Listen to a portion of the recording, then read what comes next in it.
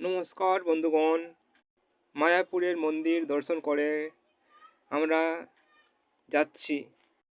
মায়াপুর খেয়াঘাট যাওয়ার পথে আপনারা দেখতেই পাচ্ছেন দুধারে দোকান আর মানুষের ভিড় দেখা যাচ্ছে। এখন সময় 7:15 হচ্ছে। এই যাওয়ার পথে আমরা মায়াপুরের মন্দিরের কিছু গুরুত্বপূর্ণ তথ্য তুলে ধরব। একদম কম খরচে আপনারা একদিনেই প্ল্যান করে মায়াপুর মন্দির ভালোভাবে ঘুরতে পারবেন। হাওড়া তারকেশ্বর লাইনেও একটি মায়াপুর নামের একটি স্টেশন আছে, কিন্তু সেটা মন্দির মায়াপুর নয়।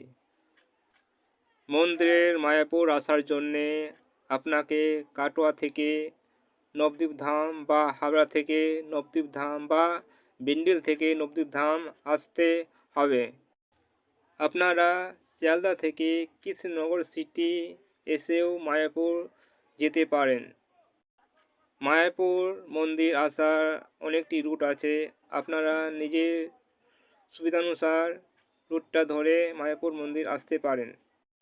নবদ্বীপ ধাম স্টেশন থেকে খেয়াঘাট দূরত্ব 3 কিলোমিটার। আপনারা হেঁটে বা টোটো করে আসতে পারেন।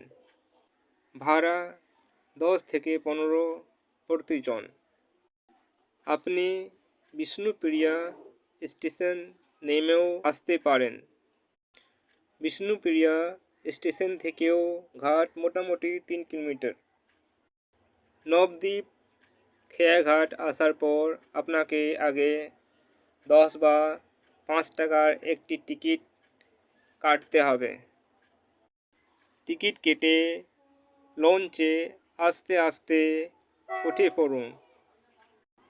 এখানে অনেক ভিড় হয়, সেই জন্যে আস্তে আস্তে যান, না হলে বিপত্তি আসতে পারে।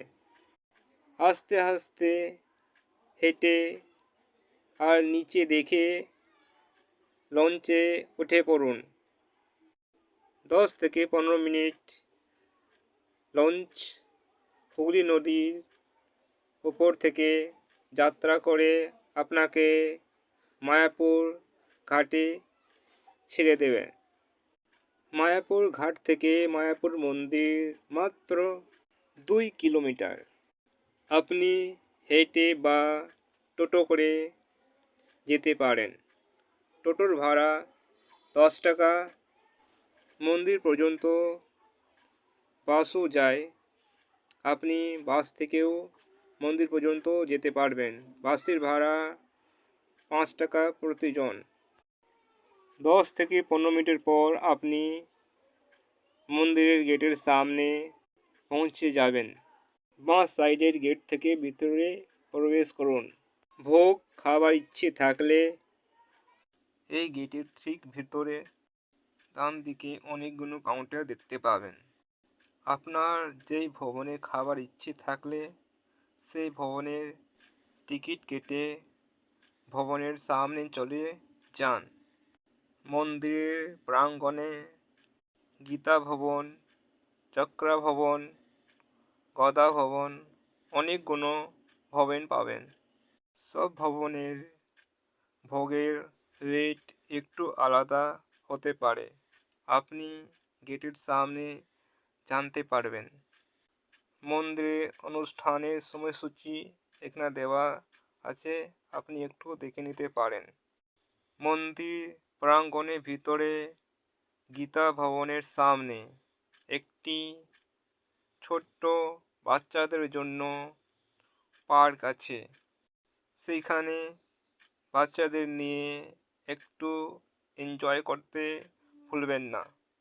তারপরে গোশালা দেখুন, এখানে অনেক ধরনের গরু আপনি দেখতে পাবেন।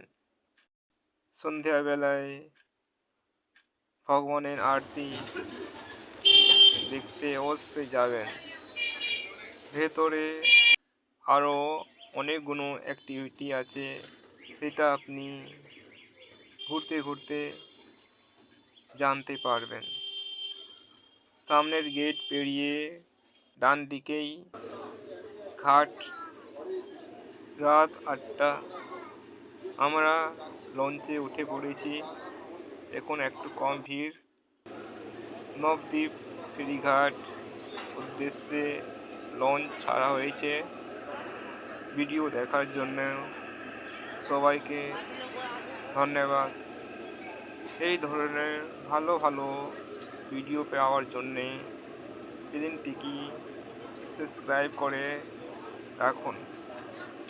ভিডিওটি আপনাদের কেমন লেগেছে কমেন্ট করে অবশ্যই উত্তরটি দেওয়ার চেষ্টা করবেন। জয় গঙ্গা, জয় রাধা কৃষ্ণ, জয় সোনার বাংলা, জয় ভারত।